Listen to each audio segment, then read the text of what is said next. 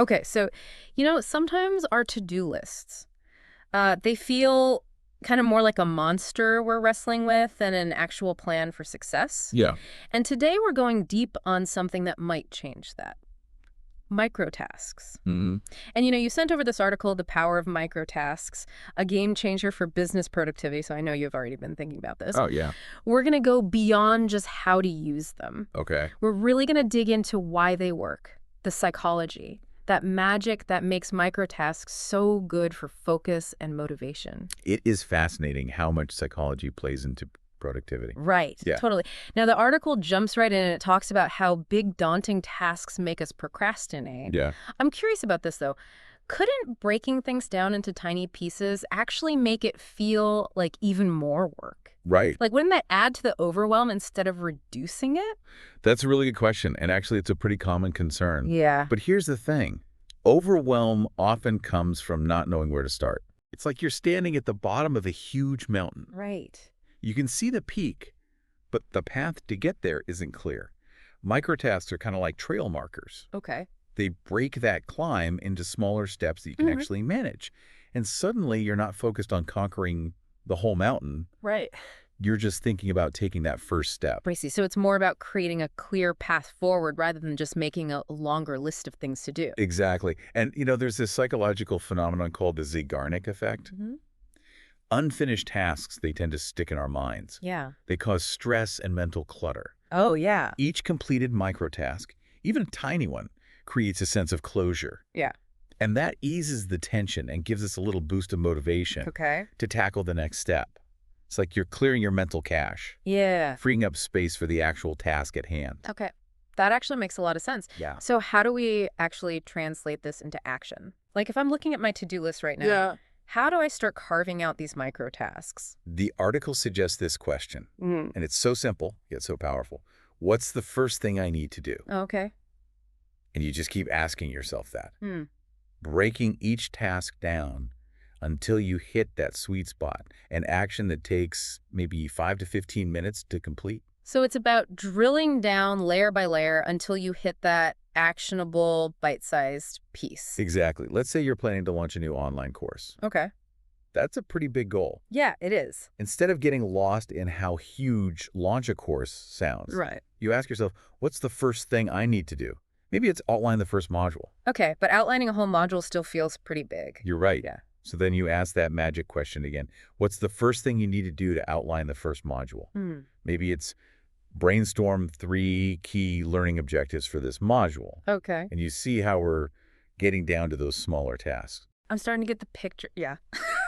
But with all these microtasks flying around, how do we avoid getting lost in a sea of tiny to-dos? That's where prioritizing comes in. Okay. And the Eisenhower matrix can really be a lifesaver. Yeah. You categorize tasks as urgent, important, but not urgent, and so on. Got it. Let's think about our online course creator again. Okay. They probably have a bunch of microtasks. Draft a tweet, write an email to affiliates research competitor pricing. Using the matrix, they can see which tasks they absolutely have to do first. Right. And that helps to prevent that feeling of being pulled in a million directions. Okay, now that we understand why microtasks are so effective, let's talk about the how. Yeah. What are some practical steps for actually getting started with this? First, embrace that question. What's the first thing I need to do? Okay. Really break down your goals. Right. Then, use a system to list and keep track of all your microtasks. It doesn't have to be fancy. Even a simple notes app will work. I personally like to use a Kanban board like Trello to visualize my workflow. So it's not about the specific tool, but more about having some kind of system that works for you. Exactly. Some people love a digital to-do list. Others prefer good old-fashioned pen and paper. Yeah. It all comes down to what keeps you organized and keeps those microtasks front and center. Okay, and what about actually fitting these microtasks into our day? Right. A lot of us are already juggling so much. How do we make time for this without making it even more stressful? Time blocking can really change the game here. Okay. Instead of feeling overwhelmed by a never-ending to-do list, set aside specific blocks of time for tackling those microtasks. Even 20 minutes in the morning can be super productive. Okay. I like to set a timer and just focus on knocking out a few microtasks during that block. So it's like creating those pockets of focused time within our day rather than trying to squeeze them in whenever we can. Exactly. And that brings us to another fascinating benefit the article talks about: fighting decision fatigue. We make so many decisions all day long, big and small, Oh, yeah. and our mental energy just gets depleted. Wait, decision fatigue. I've definitely felt that, but I never knew it had a name. Tell me more about that. It's a real thing, and it really affects our productivity. Wow. With microtasks, you've already decided on the next action, Right. and that clarity frees up mental energy so you can dive in with more focus. Okay. You're not spending mental energy on deciding what to do. You can just do the work. So it's like microtasks are giving our brains like a break from all that decision making. Yeah, yeah, a break. And that can really have an effect on our well-being. Hmm. You know, when we feel less overwhelmed, more in control, Yeah. it reduces stress. Yeah. It can even boost motivation and creativity. That's a really great point. It's not just about like checking things off a list. Well, It's about creating a better mindset, a more productive mindset. absolutely. And, this article focuses on using this for business. Right. But I think the idea of microtasking can be super powerful for personal goals, too. Hey, this is where it gets really interesting. How could you apply microtasks to something like learning a new language or finally writing that novel you've always dreamed of? Let's say you want to learn Spanish. Okay.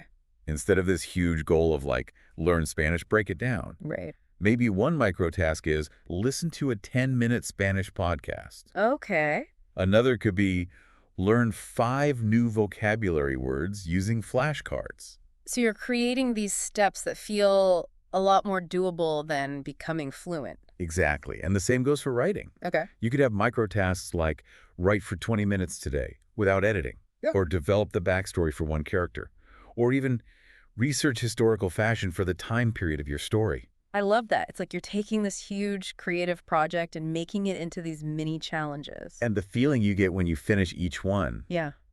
it fuels you to keep going. Yeah. You build momentum, and the bigger goal doesn't feel so impossible. Okay, but let's be real for a second. Every productivity technique has downsides, right? Yeah, of course. So what are some pitfalls we should watch out for with microtasking? One thing the article mentions is overcomplicating things. Okay. You can actually break tasks down too much, Yeah. and that can lead to task purgatory. Task purgatory. What is that? It's when you get so focused on organizing and listing all your microtasks Yeah. that you never actually do the work. Oh, yeah. You become a master of to-do lists, not a master of getting things done. I think a lot of people can relate to that. Right? I've been there. It's like you get addicted to checking things off even if they don't really matter. Exactly. You got to be careful about that. Yeah. Make sure you're using microtasks to be productive, not to procrastinate. So how do we find that balance? How do we know if we're overthinking it or if we're on the right track? It's a little bit of an art, Yeah. You might have to experiment a bit to find what works for you. Okay. But a good rule is to ask yourself, can I finish this in 15 minutes without getting stuck? Okay. If the answer is yes, you're probably doing okay. That's helpful. And I guess it connects back to prioritizing too, right? Yeah, absolutely. If you're spending tons of time on low priority micro tasks, that's a sign you might be in the weeds. For sure. It's about that sweet spot between breaking things down enough, but not getting lost in overanalyzing. And I imagine different tasks need different levels of detail too. Oh, yeah, definitely. Like some things naturally fit into smaller chunks while others might need to be a bit broader. You're exactly right. It's not one size fits all. You got to adapt to the specific task in your own style. So it's also about getting to know yourself better, Yeah, understanding how you work best. absolutely. It's about self-discovery and productivity. And the cool thing is, it's always evolving. As you try out microtasking, you learn what works for you and you get better at it. And the more you practice, the better you become at breaking things down, finding those sweet spot micro tasks. Exactly. It becomes like a game almost. How can I make this easier? How can I turn this mountain into stepping stones? I love that. It's like you turn work into a puzzle and you're excited to solve it. And every piece you put in place, you feel good and you want to keep going. And that's the key to productivity that actually lasts. It's not about forcing yourself to work in a way that feels bad. It's about finding a rhythm that works for you. A way to make work feel less like a chore and more like a series of wins. I like that. So we've given our listener a lot to think about today. Yeah, for sure. If you're feeling overwhelmed by your to-do list, remember microtasks. Break those mountains down and you'll be amazed what you can do. And don't be afraid to experiment. Find what works best for you. There's no right or wrong way, so just enjoy the process. This has been such a good deep dive into microtasking. Thank you so much for sharing your expertise. It's been my pleasure. I always enjoy talking about these things and seeing how they can help people. And for our listener out there, I really encourage you to try out microtasking for like a week. Yeah? See how it impacts your focus and productivity. Mm. Start with one area of your life, whether it's work, a personal goal, or even just that to-do list you've been avoiding. It's fascinating how this simple shift in perspective Yeah. can actually make you feel better overall. Yeah. When you're less overwhelmed, you're more in control. Right. And that can have a good effect on your stress, your motivation, even your creativity. I think that's the perfect way to end it. It's not just about getting things done. Right. It's about living a better, more fulfilling, more productive life. It's about finding a way to work that actually feels right for us. Yeah. We're all different, and microtasking kind of lets us make productivity personal. Exactly. It's not about forcing yourself into some system. It's more like creating a flexible plan that works for your needs and goals. And the more we try it out, the more we figure out those little tweaks that make it even better. For sure. It's kind of like tuning an instrument to get the best sound. I like that. Mm-hmm. So for our listener out there, if you're interested in this microtasking thing, but you don't know where to begin, what advice would you give them? I would say just start small. Pick one area where you're feeling really overwhelmed or just stuck. Maybe it's work projects or your personal to-do list, Yeah. or even a chore you've been putting off forever. So you're saying instead of trying to change everything, just focus on one specific thing. Right. And then ask yourself that question we talked about. What's the first thing I need to do? Break it down until you have a micro task that feels manageable, something you can actually do in the next 15 minutes or so. Okay. And don't be afraid to try different things out. Right. If something doesn't work for you, try something else. There's no right or wrong way. It's all about figuring out what clicks. What's really cool is how microtasking can be a kind of self-care. Oh, really? Yeah, by breaking down those big, scary tasks into smaller steps, we reduce stress, we feel more in control, and we start to have a better relationship with our work and goals. That's a really interesting way to think about productivity. It's not about pushing ourselves to the limit. It's more about finding a rhythm that helps us do well. Exactly. Working smarter, not harder. Finding a way to make progress without burning ourselves out. This has been such a great deep dive into microtasking. Thank you so much for joining us and sharing your expertise. It's been my pleasure. I always love digging into these productivity tools and seeing how they can help people. And to our listener, we hope you enjoyed this deep dive into the world of microtasks. Remember, it's not about becoming some kind of productivity machine. Right. It's about finding a way to work that feels right for you at your own pace. So go for it. Try it out. Experiment and see what works best. You might be surprised how just changing your perspective can change your whole relationship with work and help you finally achieve those goals that have been sitting on your list. We'll see you next time for another deep dive into some fascinating ideas. Until then, happy microtasking.